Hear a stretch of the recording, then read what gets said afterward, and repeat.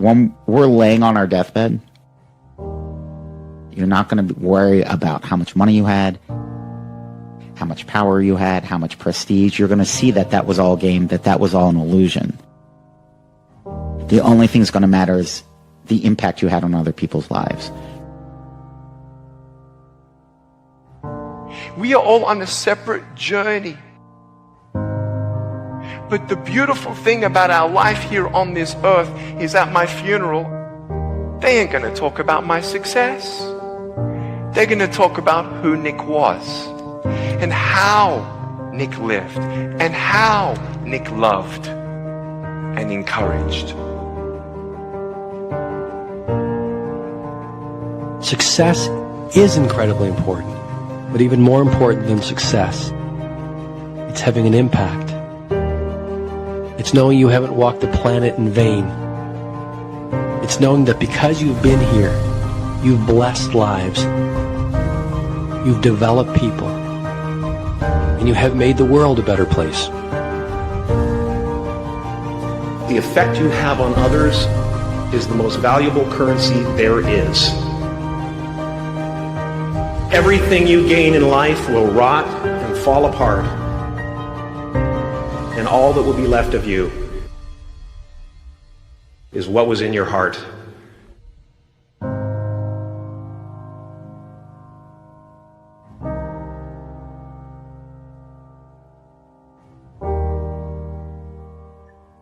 Life is a mirror, and life gives us not what we want. Life gives us who we are. When you were born, you cried while the world rejoiced. Live your life in such a way that when you die, the world cries while you rejoice.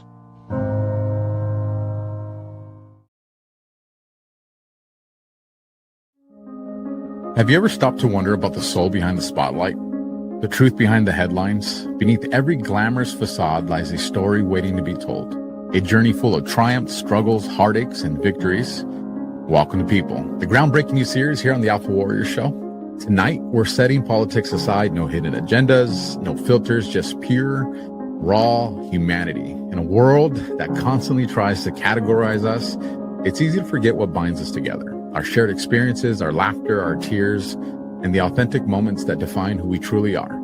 Each week, we're going to explore the powerful, emotional, and beautiful imperfect lives of people who inspire us, captivate us, and remind us that we're all in this incredibly messy and extraordinary journey together. We'll laugh, we'll reflect, and we'll dive deep into the stories that often go untold, unapologetically, real, and deeply personal. Get ready to meet the heart behind the headlines, the reality behind the reputation, the persona behind the person, the grit that makes these amazing people tick. This is People, real stories, real connections, real life. And when we come back from this commercial, it's showtime, and I hope you enjoy. The Scales Freedom Collection is where the open ocean meets the red, white, and blue seas we call home. Inspired by salt air, tight lines, and the rhythm of the tide and waves, this collection channels the spirit of freedom through the lens of a waterman's lifestyle. From long-sleeve performance shirts built for elements to butter-soft tees and hats adorned with bold, ocean-inspired Americana prints. Every piece is designed to keep you cool, protected, and connected to the water that sets us free. From weed lines to tree lines, we love our freedom. Shop now at badlandsmedia.tv/scales and enter the code BADLANDS at checkout for 20% off your next purchase. Introducing Tamarack Gardens handcrafted herbal remedies, teas, and skincare.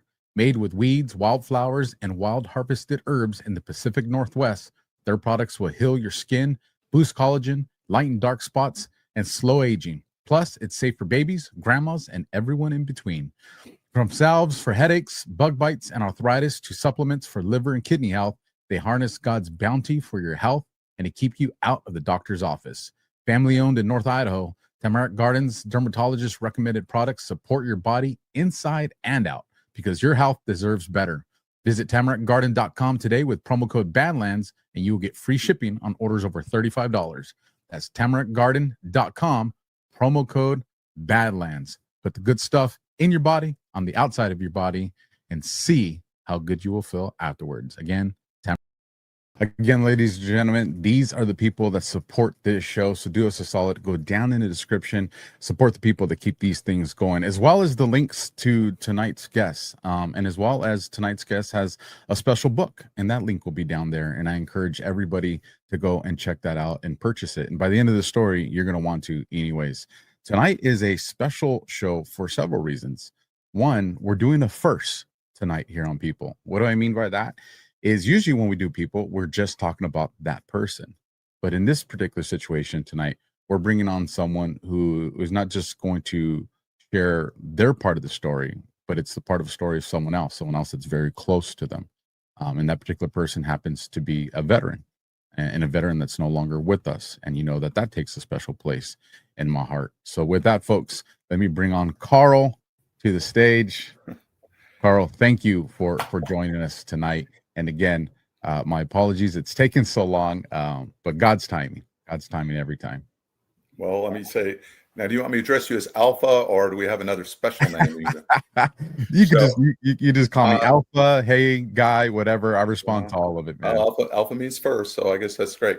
Thank you for having me. And I want to thank all your listeners, especially your veterans and the people who've served and like yourself and just have sacrificed and really contributed to our country. That means the world to me.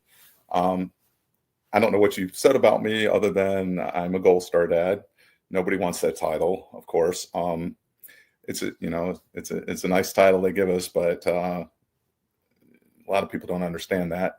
It's a title that comes with the ultimate cost. Exactly. And, I run into people and even service members that they don't even know what the Blue Star means or the Gold Star means, and they've asked me, and it kind of blows my mind that so many people don't know what that means.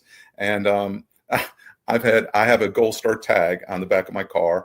We say tag here in Georgia. I don't know what y'all say, I'm in Southern California. We say tag too. Y'all say tag? Y'all say tag? Oh, okay. I figured you said plates. A lot of the Yankees say plates. Oh, okay. Yes. So we call the plates the plates. I thought you were referring to the actual tag. So we do. No. The whole thing is a tag. Gotcha. Okay. When you're in the South, that's your tag. Well, then that is something new to me. So. They don't say fancy words like license plates. We're just tags. So anyway, I have a Gold Star. It says Gold Star family. It says my plate, whatever. And and I've had actually, like, one guy ran me down. I didn't know what he was doing. He was like, followed me and kind of cornered me. I pulled over. I'm like, what's this guy want? And I pulled over. He just came up to me to say thank you, and I was like in shock. So because some people don't know, and when I go to a banquet or I have that Gold Star pin on or something, and I think one other person came up to me and he said, I know what that means, and he was a service member as well, a veteran. But it's interesting, Karl, because especially with a lot of the vets, you can ask us about a lot of the ribbons and a lot of the medals, and we can tell you a lot of stories, but there's just certain ones that we don't. And I don't know if it's because of the uncomfortableness or the fear of what it represents, because, I'm 46 years old now, which is, I'm more than 2 decades from when, I did go to Iraq in 2003, which was a different mindset. You're 7 feet tall, you're bulletproof, and you're your own Superman. And then as life progresses, you realize how mortal we are and how vulnerable we are. And you start to realize, what's this thing called anxiety that I'm dealing with. Yeah. And I think people, as much as they try, I don't think people can ever truly understand the perspective of an actual veteran or the parent of a veteran. And when I first came across the story that we'll get into here, and the book, which I'll show here in a second as well, I just remember thinking about how my parents felt. And my dad has changed his opinion now, but at the time was not happy about my choice to go into the military, especially days after 9/11. He knew where I was going to be going. And, now that I'm a father, I understand that. And it's what really breaks my heart about your story, because your story is one of honor, but one of pain. And like I said, I will do my best to have a conversation with you that an audience can understand everything that unfolded. But you're a dad that has probably the highest sense of pride and honor, but I can't fathom the hurt, no matter how long it's been. I can't fathom that. How about you tell us first your son's name and when he was born, and what was he like as a kid before we got into the military? Well, he was a smart ass, but like, he was a smart ass. He was a very active, outgoing. He had to be kicking a ball, throwing a ball, passing a ball. I guess the teachers would call it hyperactive. I called it being a normal boy. But he was a great kid. He was just, and people always say that. I say, oh, when somebody loses a child, they never have anything negative to say. And I'll sit there and go, well, if I think about it, there was times that I just wanted to rip his lips off, or, just backhand him into the next century. But some of us do with our kids, but we don't. And but he was just a great kid, because he always wanted to serve in some capacity. Either he wanted to be a police officer or something. I remember we went to he was like 15 maybe, and there was a Coast Guard office right around the corner from our house. And we're from Tennessee, by the way, people. We're Tennessee. And it's like, we went there, and they're like, oh, we don't need any more people. I couldn't believe this recruiter. He goes, we don't need anybody, but here, have a mug. Gave him something. And I'm like, seriously? So he, then I believe he was 17. We moved on down to South Georgia. So I said, hey, let's give up the mountains and head to the ocean. So that's what we did. And I found a sleepy little town, and it was military, Kings Bay. If you're familiar with Kings Bay, Georgia, it's a naval base. And, we moved down there, and he loved it, and he went to a great high school, and that's where we went to the recruiters. And selfishly, like your father, in my heart, I'm like, so there was a mall, and there was the Army, the Navy, the Air Force, the Marines, all the stations in there, recruiting stations. And so I took him, I said, well, let's go check it out. Well, he was in the NJROTC in high school, and he went on a sea cruise, and he comes back and says, Dad, I can't join the Navy. He was very tall. My son was very tall. He goes, I keep banging my head on the gangways. I can't join the Navy. And as most of you know, and I'm sure there's Navy people out there, no offense, but you are kind of the shorter guys. You're the short ones. So my son's like pushing 6'2" already in high school, and he's like, I just keep banging my head. I can't do it.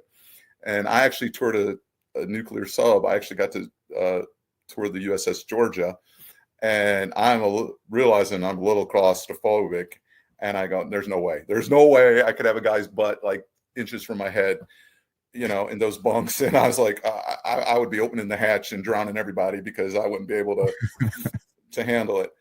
So I admire all you men and women that get on those submarines and stay on there for 3 months, and God bless you all.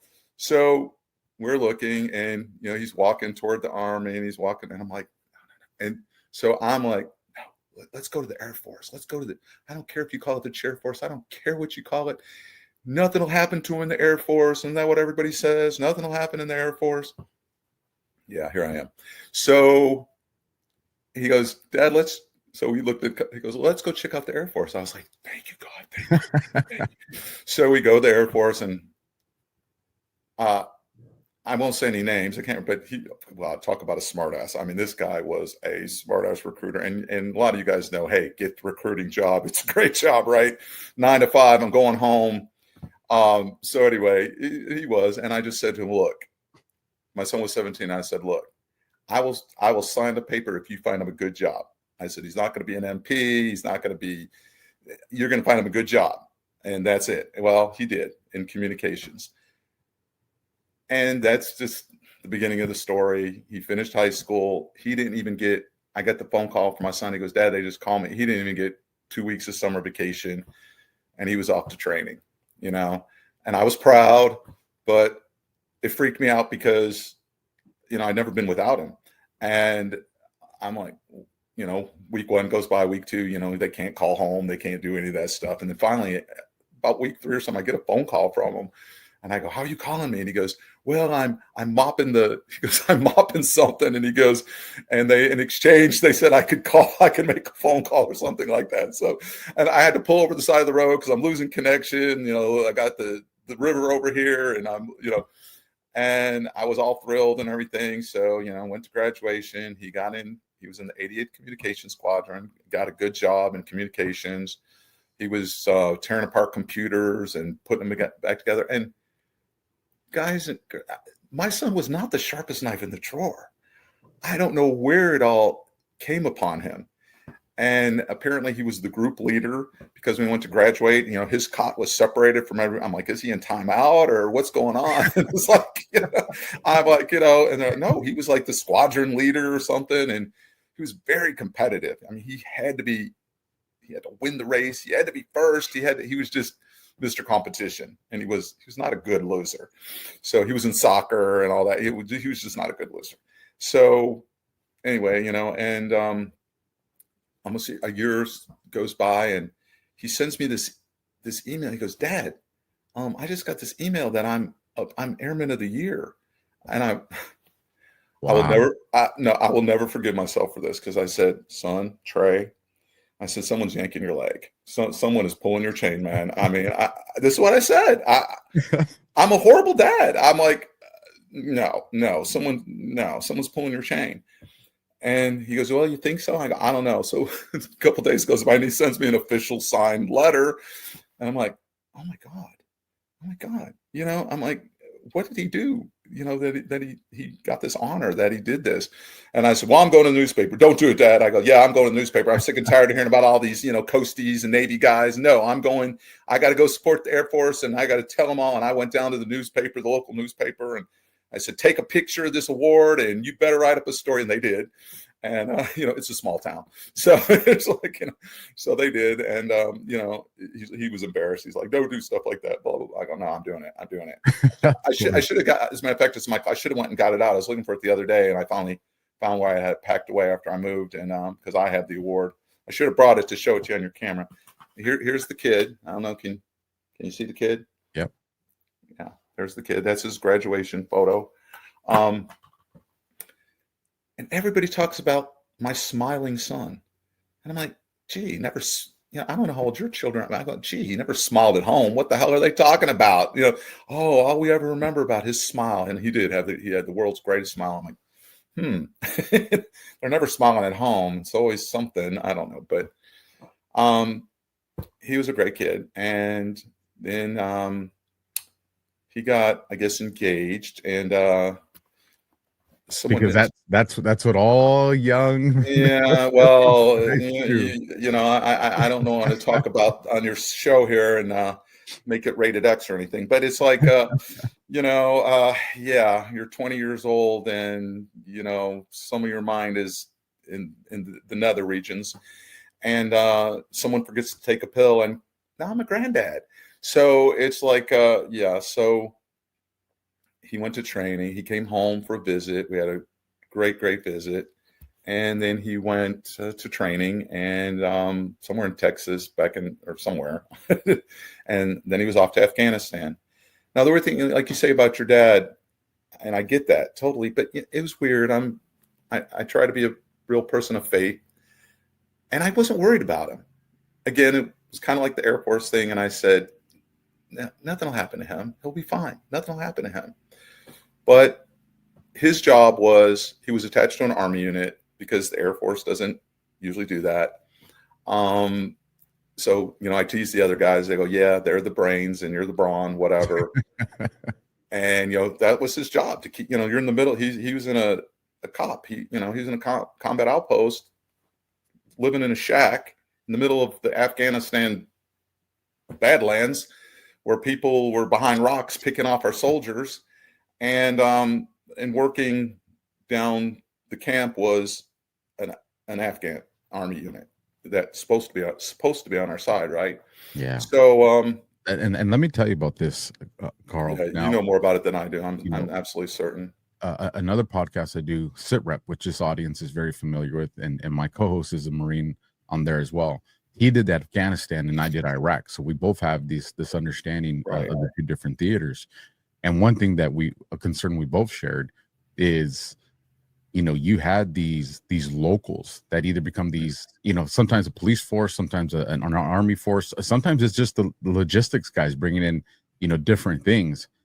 And you just always are wondering, is this the time one of these guys is going to come in and detonate something or shoot someone?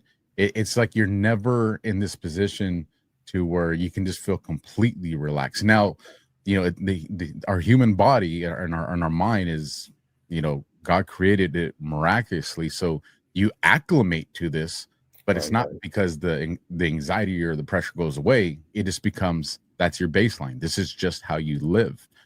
So when you mention that, I want the audience to really understand there's a lot to that, because it leaves you unsettled the entire time you're dealing with it. Well, you're always in fight or flight.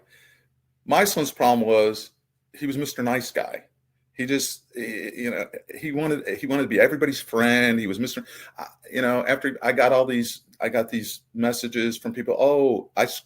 He used to help coach on the base. He was at Wright Pat, and he would help coach soccer for kids and fellow service members. And some girl, Trey helped me score my first goal. Trey fixed my computer when it wasn't traded.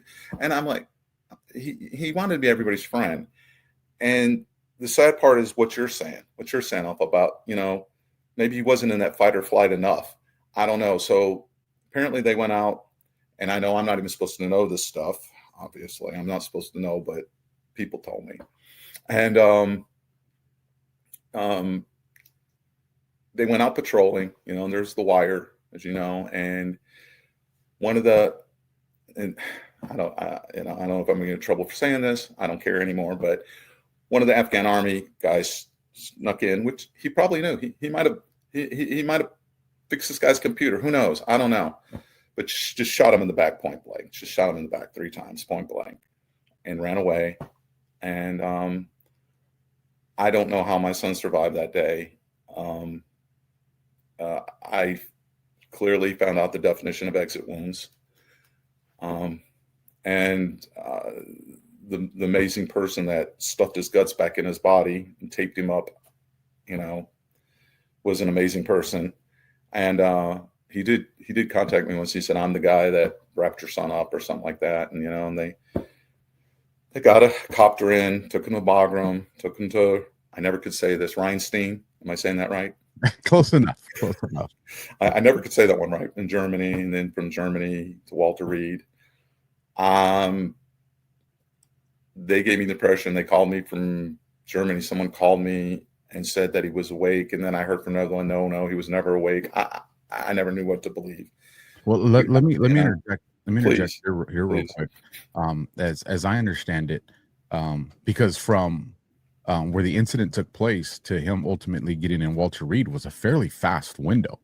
Yeah. That unfolded in, I think it was like 3 days or 3.5 days or something like that. It seemed like it was fairly quick. It was yes, it was. And they said, we'll when he gets stabilized, we'll call you. And of course I'm, but the phone call I got was, "Oh, your son's awake," and he said not to tell girlfriend, whatever, fiance, or something. Anyway, she was in the Air Force. Of course she found out. Of course she knew. And then I had all these people at my house waiting. We were waiting for the phone to ring. I didn't know if he was dead or alive. I didn't know if he was paralyzed. I didn't know, where the bullets exactly, took him. And another person said, "That's not true." Whoever called, they said he never woke up until he was in, so they call me. The Air Force calls me and says, "Okay, we're sending for you. We're sending you the ticket. Get on a plane, come to Walter Reed." And I get on a plane, I go to Walter Reed. Now, in my mind goes to television. My mind goes to, and I'm a nurse, but I wasn't a trauma nurse. I was a pediatric nurse, so I didn't see this kind of trauma. And I'm thinking, I'm going to go in, my son's going to be up and being a smart ass, sitting up in bed, and there's going to be these little bandages over his bullet hole. I mean, this is what I'm telling myself. This is what I'm telling myself. And I get there just in time to see them wheeling him out of surgery, and the surgeon comes over to me and he's also a colonel. So he just starts yapping, and he starts yapping in medical talk. Well, I'm a nurse, so I did understand it, and telling me all what they have done to him. And he was very critical, and he lost all his inside parts. That's what people don't understand. They looked at him like, well, I mean, if you saw him with clothes on, you're like, well, what's wrong with him? He's still got legs and arms, because I saw the people with missing eyes and legs and arms. And if you have the wherewithal, whatever the word is, to go to Walter Reed to talk to these soldiers, these men and women. And it's very difficult. It was very difficult to even walk through the place, and to see these other soldiers and see the people and all that. But he went to ICU, and he had many, just to cut it short, he had many surgeries, but he lost his pancreas, his spleen, the ureter, the one that goes from the kidneys to the bladder, was severed. A lot of things. He was just cut. He had a big, giant, gaping hole. I didn't even know what a wound vac was at the time. And, he had a wound vac. And I just looked at the doctor. I said, in other words, like, if you took that off, all the stuff would fall out. And the doctor's like, yes, yes. And they sewed him back together. And my son was skinny. I don't know where, but they did like a Jacob's ladder. And just every day he had to go back to surgery, and they tightened it like a corset, for people who wouldn't know that. And I was just amazed. And they just pulled his skin back together. And I still see one of his surgeons on LinkedIn. A lot of them were just residents at the time. I actually went up to one of the doctors and said, you think you could use a little bleach on that coat? It was so yellow. And Walter Reed, now remember, my son was in the last Walter Reed right before it closed. As you all know, there's a new Walter Reed in Bethesda now. So he was in the old Walter Reed. And tiles are missing, and this place is 100 years old. And I'm just like freaking out. I'm like, you would think it's the most advanced hospital in the country. Yes. And that's where the presidents go. And they were wonderful. I would never say anything negative. They were wonderful. And that's because that is the attitude of the military. Do more with less, Yeah. Yes. You adapt and you overcome, that transcends every branch. As we continue, I want to go back to a moment, and I know it may be hard for you. Okay. I want my audience to understand this. How did you initially find out? Because you're just dad, you're doing your normal dad stuff, and you're just waiting for when you get a letter or a card. Yeah. Found out that he was gone, or the day he was shot. That your son had been shot. The day he was shot. Yeah. I got a phone call, and I said, it was an unknown number. I should have recognized it was Ohio. I think it was a 513. And I always tell I say, if it's important, it'll go to voicemail. They'll leave a message. So it was a Saturday morning, I think. I don't know. My phone rang, and I didn't answer it. And I waited, like I said, like my own advice. And, they left a voicemail, and I got the voicemail. You need to call me. It was his colonel, and, in the States. And he said, you need to call me right away. And I called, and that's how I got it. And I wanted people to understand that, because that's how quick life changes, right, on you. And and that's usually not me, but I was hysterical, and yeah. And that part I do understand, because I have 4 adult daughters, a son, and you'll understand this, Karl. Just a few weeks ago, I was speaking at a conference, and I get a message from my boy, and it's a picture of him inside a Marine recruiting office. And of course, my And you're like, reaction is, "Oh, you ain't signing anything no." until dad gets home, because I got to Right. threaten this recruiter to make sure Exactly. things are going to unfold the way they need to. Mhm. But, all this became very real. But I Very don't real. think, I understand this now because I'm a father. But my daughter, she got married this year, and Congratulations. thank you. And she's 25 years old. But what she doesn't understand is I'm sitting, I watch her or her sisters or brother, any of them, and they see themselves as these grown adults. I still see a 2-year-old and a 3-year-old. Right. That's Right. what I see. So Right. it's understandable that you would be hysterical, because your son is this young man who's developed into a badass, but he's still the kid that you had to whack around when he Right. was young. And for those that probably aren't parents and don't understand that, I understand how once you kind of came to that this is unfolding, and they're giving me a plane ticket and I got to get out there, and your son's going through, I think it was 11 surgeries, something like that. It was more than that. Oh, It was wow. actually, it was, yeah. Because one of And the things that I read, and I'd like for you to give us more, Sure. if you have the information, is Sure. he took severe damage to his pancreas Yeah. from these gunshot wounds. Yeah, and he lost his pancreas. and so they had to remove it. And Yes. in that process, he actually was part of some like original type Yes. of medical treatment. Can you tell us about this? Absolutely. So at the University of Miami Medical Center, Dr. Ricordi, he runs Diabetes Research Institute, and he runs it he's Italian. He runs it internationally, actually. Diabetes Research Institute, or DRI. And he's on LinkedIn, and he developed a method. If people know their anatomy, so the pancreas is like a little tiny banana pepper, and part of it is called the Isle of Langerhans, which is what makes the insulin. Because the pancreas does more than just produces insulin. It has enzymes, digestive enzymes. My son had to take enzymes before he ate. Every time he still had to take enzymes. So anyway, he developed a method to extract out of the Isle of Langerhans these cells, and he did some magic with them, and they injected him into the liver, and his liver started producing insulin. So he was a very big anomaly, because he had no pancreas and he was not on insulin. He was not a diabetic. So the doctor, when he got sent back to base, back to Wright Pat, he called me and he said, me and the doctor just got in a big fight. The doctor said, "So how much insulin are you on, Trey?" And he said, "None." And he goes, "That's impossible. You don't even have a pancreas." He goes, "Well, I guess you haven't read my file." So, that my son was a smartass. So it's like,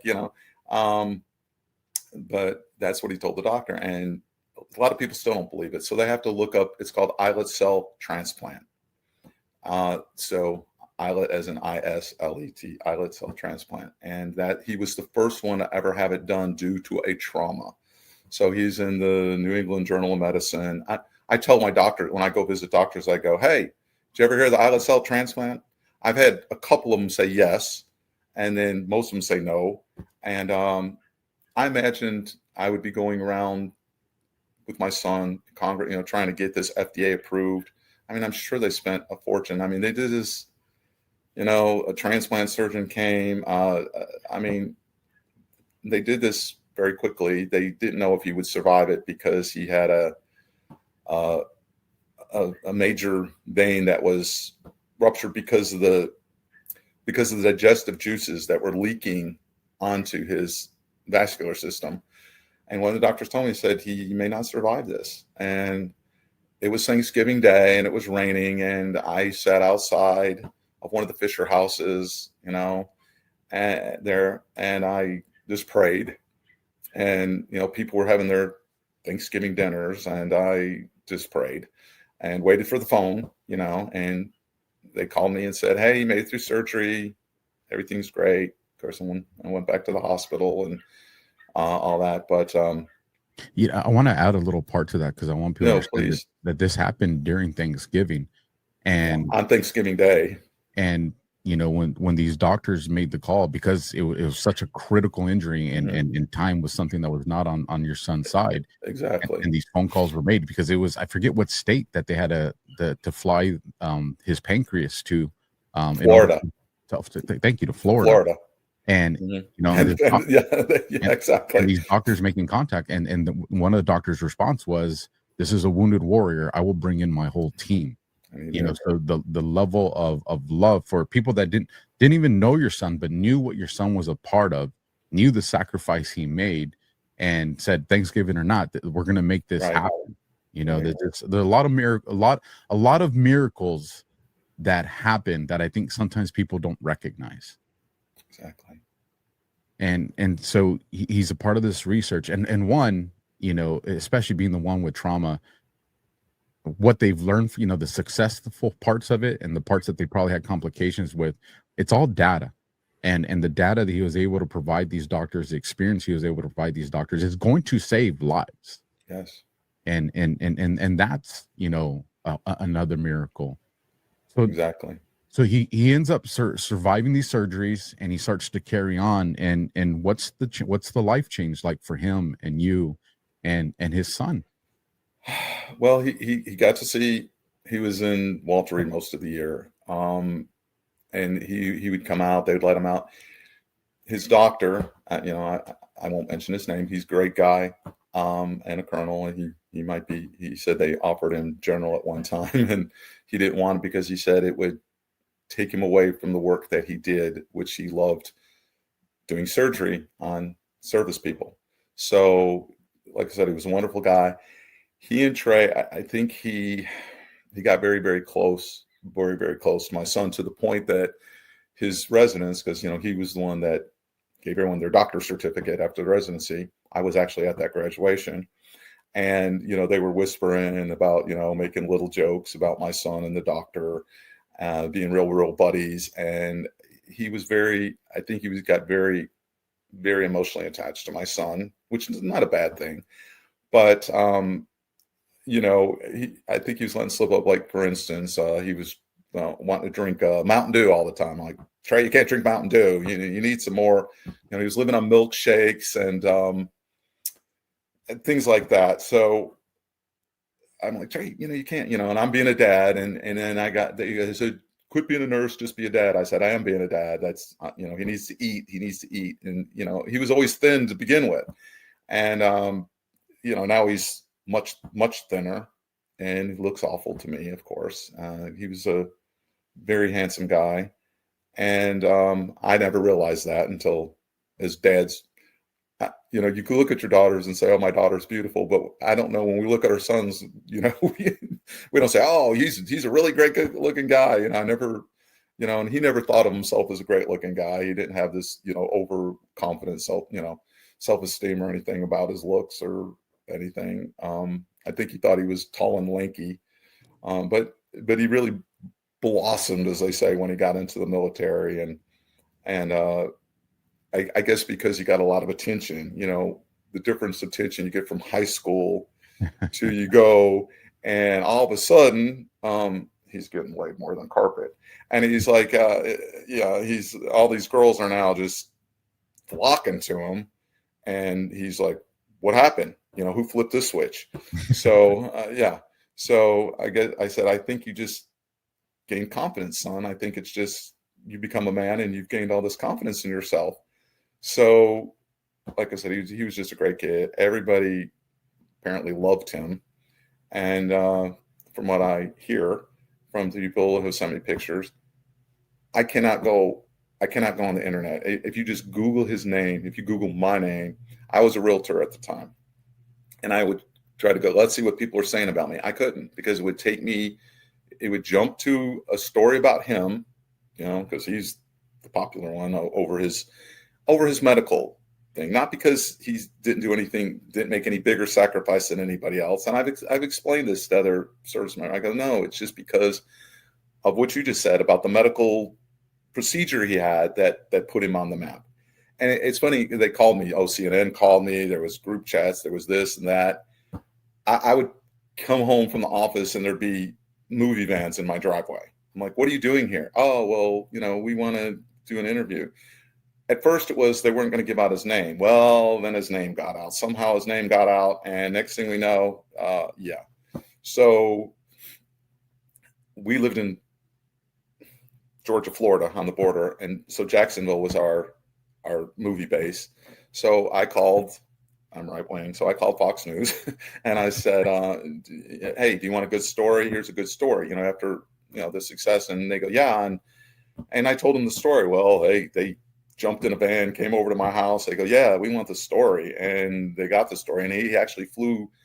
I said, hey, if you want a better story, why don't you fly to Walter Reed and just interview my son? And my son was kind of mad. He goes, no, Dad, no, don't, blah, blah, blah. And I'm like, yes, Trey, you got to share your story. As like you just said, this might help other people, that have pancreatic cancer or, this is going to give them hope. You got to share your story.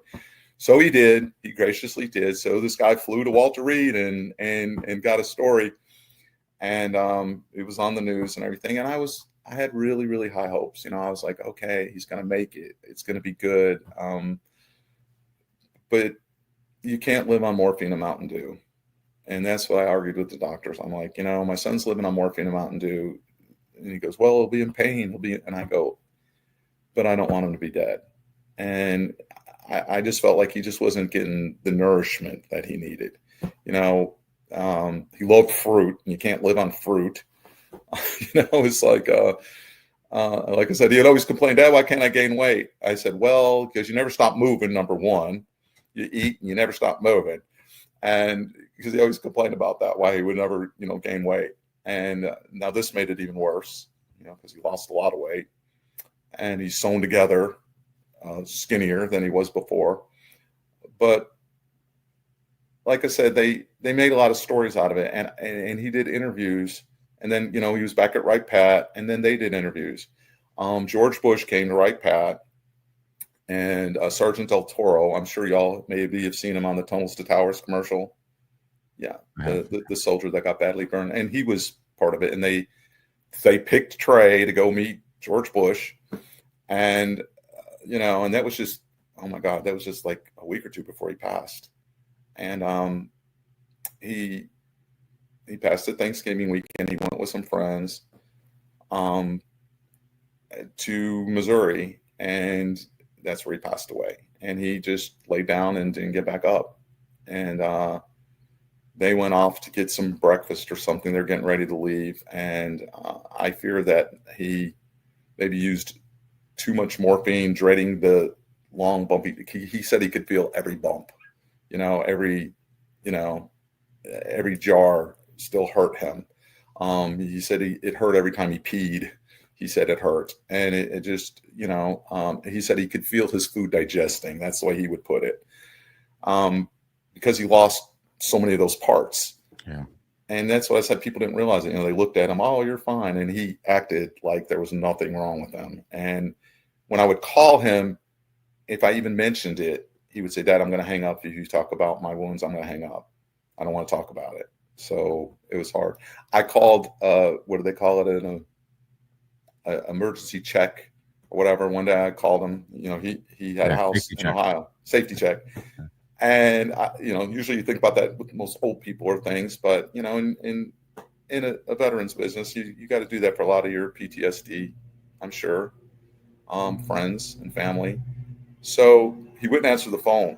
Yeah, so just so you understand, there's friends, and when they're going through something. Exactly. And if you don't get a response from a text message, exactly, or a call, call 6 hours seems like 2 days. Exactly. It becomes very, very. It becomes scary because you're like, please don't be doing the thing. Well, and I suffer from anxiety, so it's like I call him, he won't answer. So I called the police department, the local, and looked up, the local police department closest to him, and I said, hey, could you just kind of go cruise by my son's house, check on my son, but don't tell him I told you. Don't tell him I told you. Well, they told him I told him.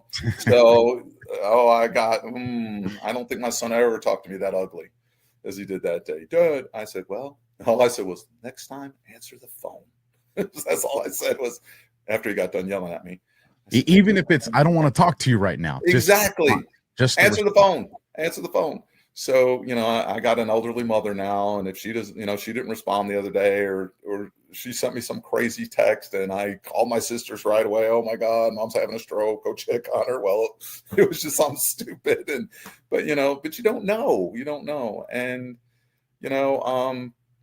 again, it was Thanksgiving weekend, and I know people think it's silly, but I haven't celebrated it. This is year 15, and I just won't celebrate Thanksgiving. Now, I had some foster kids here last year, and I actually cooked them a turkey, but I'm jealous. I can't go around my nieces and nephews. I just, I see them getting married. I see them celebrating their college graduations, and I just, I don't know what else to say other than I guess I'm jealous. I just can't go around all that jubilation of the holidays. And he was always the center of attention. I mean, because my kids are older, so I have all nieces, and they would dress him up as a turkey, or he would let them put makeup on him or do something stupid. He was the fun of the party with the kids. And so I just have a hard time with it. So I just always go away and kind of mourn or do something, different. But I can't imagine. And just so the audience knows, he was 22 years old, folks. 22, yeah. 22. His matter of fact, he's still a man, but in the way I, hindsight, I'd look back and I was like, man, we were just babies. His birthday's coming up October the 8th. He would have been 37. I can't see in my mind. He's always 22. He's always going to be 22. That's the other thing when you lose a kid. You can't imagine them. We could use AI now and project, what would they look like now? And I have a son that's a year older, my oldest son, who just got done visiting and who coincidentally lives in Missouri now. It's weird. But, it's just hard. And I want to, I don't want to just keep his memory alive, because a parent's biggest fear is we're going to forget about it. Everyone we don't forget, but we don't want anyone else to forget. And even my own family, I don't fault them for it, but, on his death day, I hate to say, I hear people call it an angelversary. I don't like that word. I just have never liked that term. That's just my preference. I don't like it. Maybe I'm too big of a crybaby. I think it's because, I was a single dad. I raised him singly, and we were very close. And, I didn't have his mom to go cry on or whatever. And I didn't have that. I wasn't married. I haven't remarried. I almost made that mistake, but I changed my mind. So, I worked hard to get, memories of him. We're from Tennessee. When they called me, they said, where would you like him buried? And I said, I thought about the graveyard that was close to our house. And the boys would say, Daddy, why are those, I can't even say this. Hold on. They would say, why are the stones all the same? And I said, because very special people are there. And of course it was Veteran Cemetery, and it was close by our church. And we had to pass it quite often. And so my mind went to that cemetery, and I said, I want him home. I want him, in Tennessee. Even though I wasn't living in Tennessee, I said, I want him in Tennessee. And the guy was like, you don't want him in Arlington? And I said, no, I want him home in Tennessee. So that's where I took him. As a matter of fact, I just went to his grave a week ago, actually. I went to visit the family, and I went to his grave. And it's a beautiful place, and I'm happy he's there. And that's where he was born, and that's where he'll stay. So that's and that's understandable, because that was one of the hard conversations I had to have before I left. And, I was saying, I love Arlington and I respect it, but I want my body to be home. That's where all the family is. The cousins are, I want to be home, so. And I wanted him home. He's got the Tennessee River to the side. There's a beautiful church. There's the new cathedral, the new Catholic cathedral in Knoxville is a stone's throw. And then there's a beautiful church right behind the cemetery that you could hear the bells. And I just think it's you know, and I'm proud that he's amongst the people. I've insulted people, and I don't mean to, but I always say, you know, he's in a place of honor. You know, I said to a lady once, and she got very angry. I said, you know, I know he's not buried beside a crackhead. I made a horrible comment like that, and she jumped all over me. And I said, well, you know, he's in a place of honor where he deserves to be. You know, and he had the full military funeral, and the Patriot Riders were there, and I can't say anything negative. Everybody was just wonderful. The Knoxville News Sentinel put him on the front page of the paper. I didn't even know that till the end of the day. My brother flew in he lives in Chicago. Yeah. And it's like, and we're of quite a different persuasion. He's my half brother, and he's wonderful. And he came in to be with me and support me. And he said, hey, I said, after I buried him, I said, what do you do now? And he said, well, you want to come and stay with me, you know, my hotel? And I said, you know, that sounds like a wonderful idea. So we were there, and there was I don't know, Applebee's or Chili's or something. And he said, hey, you want to just go get a beer or something? And I'm like, okay, you know, I was just going along with him. So I walk in and I look down on the newsstand, and there's my son on the front page. I had no idea. And then we go in, and there I am on the news in an interview with, you know, and because they came and I was very shocked. I didn't know. And I'm still to this day, don't know why he got the attention he got. There was a bunch of, you know, uniforms there that I didn't know. And I to this day, I don't know. I don't know why they were there. I still haven't figured it out, really. Did they were you the one that received the flag? Yes. What was that moment like, if you don't mind sharing that with us? It was bad. It was bad. His fiance was there, the baby. The baby was 8 months old at this time, and she just walked up at the church. I had him laid out. I'm weird. I guess I'm just weird. I didn't want him in the funeral home. I didn't want anyone to look at him. But I did. I called the church and I said, can I lay him out in the church? And one of the priests said no.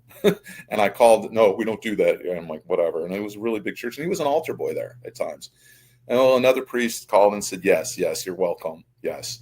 So, you know, we laid him out there with the open casket. And I had the picture. I had this picture. Oops, sorry.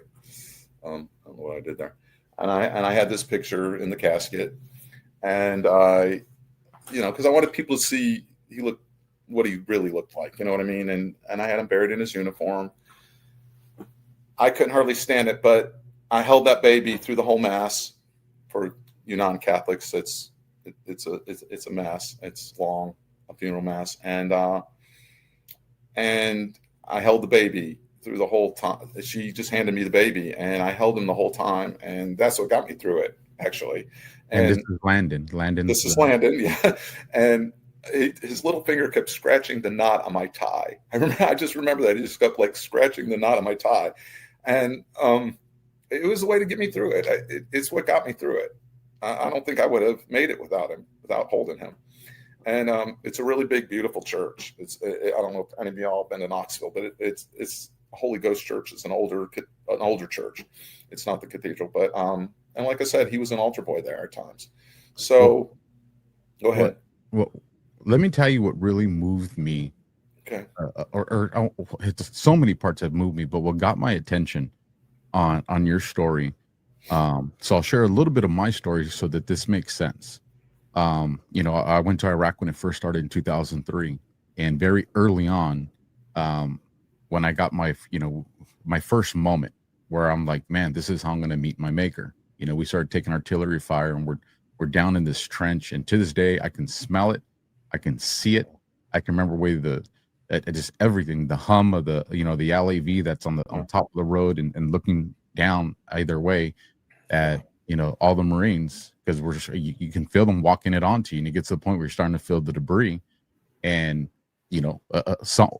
what saved our life is someone who had the job of your son, communications, because they're relaying the stuff over for, the ships to do counter battery, and that's the reason we survived it. But I remember at one point in this, I take off my Kevlar and I look a picture of, my two little girls at the time. One was on the way, but one would have been 3 and 2. And then, like I said, one on the way.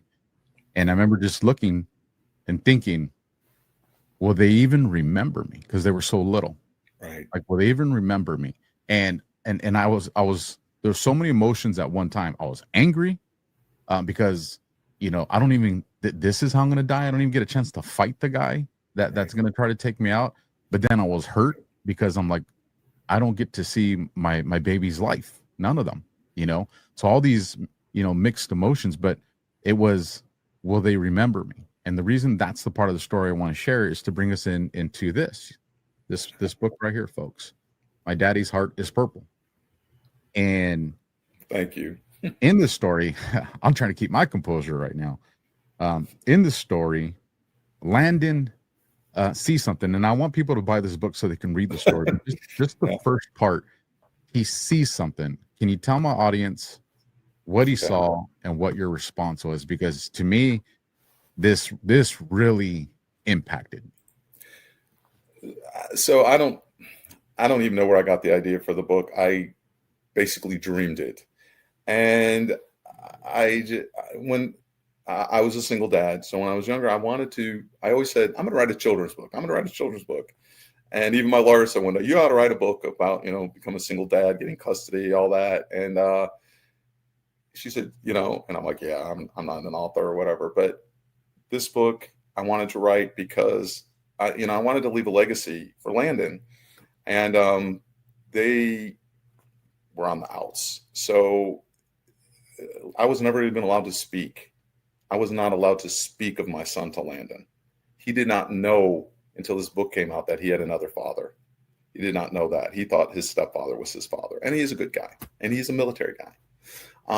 He's in the Army, and he's a great guy. And I got up and I just started hammering this book out. I went out on my screen porch and with my laptop, and I just started hammering out this book. I can't draw a stick man, so I had to get a publisher and to do the illustrations. And I thought they did a wonderful job. I get more compliments, I think, on the illustrations out of this. And then finding a publisher that was military friendly, that wouldn't change my words, it was really, so I did this. So it's about a grandfather, me, telling his grandson what a Purple Heart is. So in the story, he's in the car and he sees a Purple Heart tag or a Purple Heart on a car. And he says, Nono means grandpa, by the way, in Italian. So they call me Nono. So he says, Nono, there's a Purple Heart on this car. What does that mean? I said, oh, I'm glad you asked. And so it goes into the story about me explaining what a Purple Heart is. And he says, did my daddy have a Purple Heart? Or he says, is my daddy's heart purple? And I said, no, but your daddy had a Purple Heart.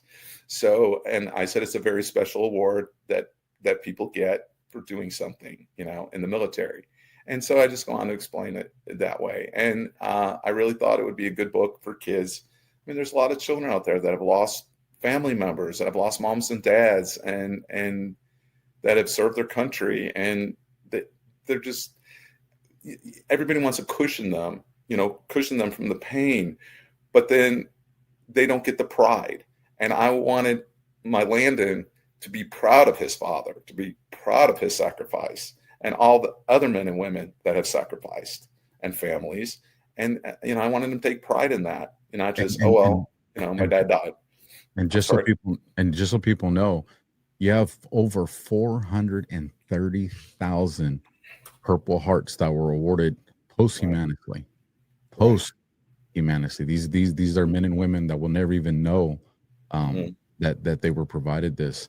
And there's about 2 million total Purple Hearts. Now that includes a lot of World War I people that don't know about it either, and they would have been eligible for it. That's a lot of Americans. Yeah. And I had to do my research And to know that was George Washington and who started the Purple Heart, to, lift his guys up, to, say, you're not doing all this in vain. It's like, and I'm sure some guys, oh, good, I'll get a medal, I get a ribbon. I mean, think of today, in our sports and everything, you get a medal, you get a ribbon, you get a ring.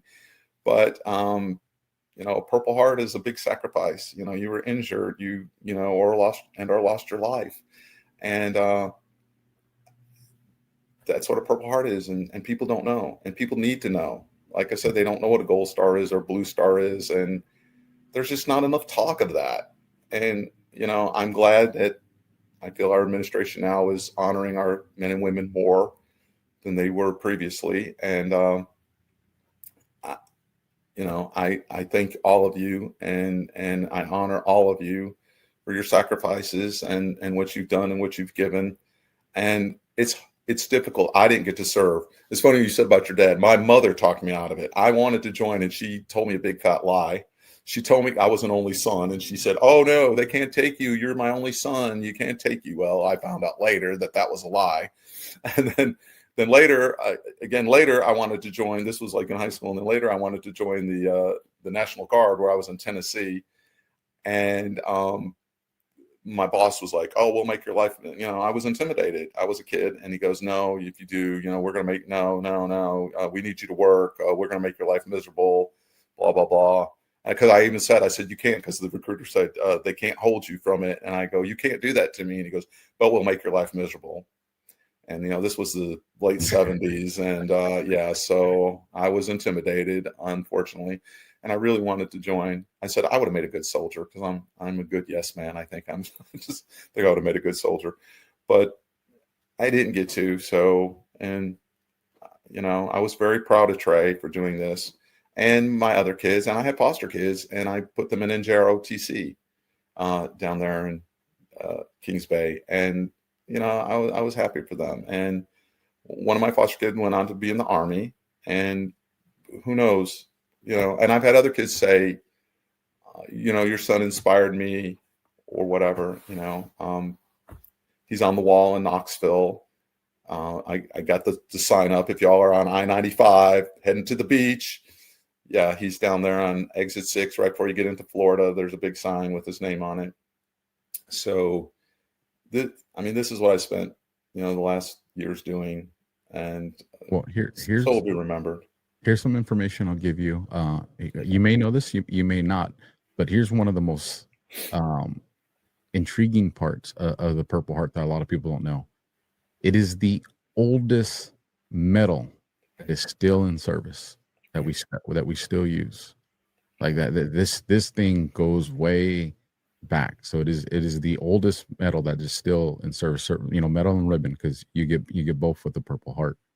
And I'll say this, Karl. I know my audience appreciates your son's sacrifice as well as yours and everybody else that was a part of his family. And I know our hearts and prayers will go out to you. Okay. And like I said, 15 years ago, he would have been 36, 37 years old now. He'll be 37 on October 8th. He'll be 30. Next month. Yeah, next month his birthday would have been coming around the corner. Yeah.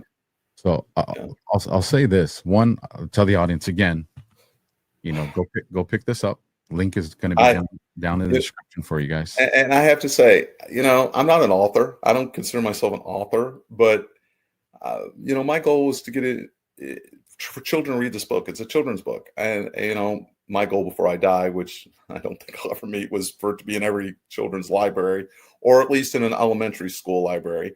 And, fighting that, because what we're up against sometimes. I had one library that was very discriminative against the military. And then I went to my local library here in Georgia. And I said, "Are you military friendly?" And she said, "My son's in the Air Force. He's a pilot." And I was like, "Wow." So she was the children's library. I said, "Well, then I want to donate this book to you to put in and she said, "No, I'll buy it and I'll put it in our library." And it's in my local library, and it's in another library that another woman had to go in and scream at them to put it back on the shelf because they were taking it off the shelf. And because that was the first where I lived, and that was the library I donated to. And it was on the front page of the paper, a big story. that they didn't remember. This is small town. When you're in a small town, you can do the stuff. So, but they were very discriminating. And I said on Twitter, I had mentioned it, and this woman contacted me. She said, what? They took your book off the shelf. She drove. She had a daughter that lived in Atlanta. She drove to that library and screamed at those librarians to put that book back on the shelf. So my son checked it out the other day because it's in the Pine system, and he said, "Yeah, Dad, it's still there." So and they did apologize. Actually, somebody called me and apologized. So it's really difficult, and I got to go read it. Back in my day, the olden days, we were off of school on Veterans Day. Well, I was a little upset when the kids weren't off school on Veterans Day, but then I realized, and I guess it depends on where you live. I'm in the Deep South. So I realized the teachers were actually teaching the children about veterans on Veterans Day. And when I found that out, I was very happy that they were still in school and not taking the day off. So I got a phone call from one of the vice principals of the elementary school. She said, "Would you come and read the book to our children?" And I got to read it to 600 children. And that made my day. I mean, it was the biggest honor for me. Those children were so attentive. And the teachers were so wonderful. I mean, they treated me like some kind of celebrity, which was crazy. But the kids were just so awesome, and they asked questions. And one of the kids said, "Did you cry?" I said, "Yes, I cried." And it's like, but they accepted it really well. And one of the little girls came up to me. Her father was deployed, and so she came and sat beside me, and it was just one of the most awesomest things I could have done. And so I had some foster kids, and they were little, and I donated to their library, and the principal forgot to call me. I said, "You forgot to call me. You didn't call me." She goes, I forgot. I said, "I was going to come and read that book to all your kids." So, and I went to the library once. You can go to the local library. And that's why I say, if you're in the military, if you're of that minded, if you have people in your family, I haven't made a dime. Trust me, I haven't made a dime off of this book. I will have to sell 1 million more copies to make a dime off this book. And I always said, if I sold 1 million copies, I wanted to buy a house to put homeless veterans into, or something like that. I never thought another person would see this book beside my own family. I said, "Who's going to buy this book? No one's going to buy my book." And I get this picture sent to me from Twitter of this little girl holding my book. And I mean, it hit me like a bomb. And the mother said, "My daughter loves your book. We got your book." And it was like the first one that had contacted me. I thought nobody beyond my family would see this book. And then another one came, and another one came. And then, "I didn't know you got my book. Thank you for getting my book. I didn't know you had my book. I had it here, prepared to show you. I didn't know you'd gotten it. Thank you very much." And so, I'm not a marketer. I'm not good at this. Like you said, people don't know what to say. But I've had nothing but positive feedback, and it got 5 stars on Amazon. So I was like, okay, that's it. It was my legacy to my grandson. Now, my grandson, I just found out he's in Air Force ROTC and NJ, junior ROTC at his high school.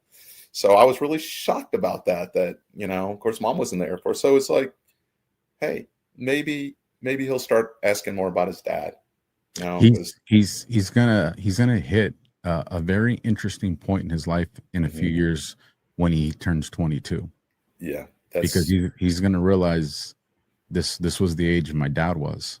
Right. When my dad passed, and that's going to be a very pivotal moment in his life, I imagine. And I'm praying he'll start asking questions. I can't, the book's always out on the shelf. He got the first copy. I dedicated it to him. I dedicated the book to him, as you saw on the first page. We always used to say that, "I love you." He used to let me keep them in the summers. And, that was, "I love you infinity times a million." I'd always tell him, and he always said the word million, really funny. And I always laughed him the way he would say millions or something like that. And "I love you infinity times a million." I would always tell him that. So that's what I dedicated to him in the book. And he got the first copy. And I don't know if you've got, and I said to him the other day, I go, "Do you tell your friends you got a book?" That he goes, "I don't like to talk about it." And it hurt me, but you know, he just doesn't want to think about it. And he will, like you said, he will. And now that he's in, there'll be cycles and changes in life, and it'll be like this when he's going to want to, when he's not going to want to. Teenagers, you can't live with them, and you can't kill them. It's just teenagers. Well, so there's this strong desire to be normal and fit in with everyone else. And when you have, you know, a story like this, it separates you from the molding, but it'll come. Karl, I do have to bring us to a conclusion here. Sure. I want to say again, thank you for your sacrifice. Thank you for your son's sacrifice as well as his service. And just know that he has the highest respect for me, not just for what he did serving our country, but for the fact that he allowed himself, you know, to have this procedure, which I know is going to continue to save lives, you know. So he'll be saving his contribution, you know, to science and the, you know, the doctors is going to save people's lives decades and decades, far beyond, you know, all of us. And so he's appreciated for that. With that, I did create a quick little video as respect to your son, because he's a perfect member in this. So I'm going to play that. And then after that, folks, we'll come back in and we'll have my final thoughts. So here you go. God bless and Semper Fi. Thank you.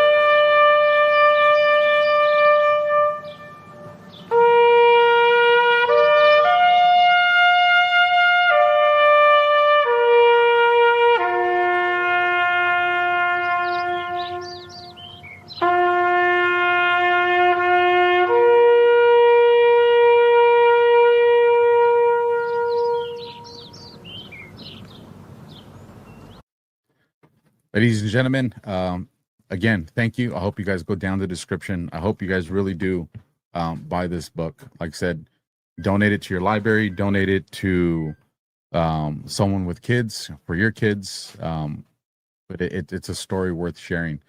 So with that, God bless, Semper Fi. Leave a comment, share. The content is free, no matter where you're watching it, whether it was on my channel or Badlands. And then here's our last commercial, and I'll catch you guys next time. God bless and Semper Fi. They say confidence starts with a smooth skin. And baby, Soft Disclosure Lotion delivers. I swear by this stuff. Like, I kid you guys not. This is the first lotion I've ever had in my entire life that, like, I don't get ashy after I put it on any part of my body. Like, my hands are always dry, and my hands have not gotten ashy without, like, rinsing them through water and washing them with soap since I started putting Soft Disclosure on. Like, it is black man approved. I kid you not. Black man approved. You heard him. And let's be real. If it can handle his hands, it can handle anything. Feet are like, they get so dry, like the heels of them, it'll just kind of like flake off. Like, but with Soft Disclosure, once you put it on, like it starts to absorb it. Yeah, he went there. Don't worry, we won't show you his feet, but trust us, they're smoother too. Soft Disclosure Lotion is made with aloe, goat's milk, honey, and our exclusive oil blend that actually restores your skin barrier. Visit softdisclosure.com, use code BADLANDS, and get 15% off.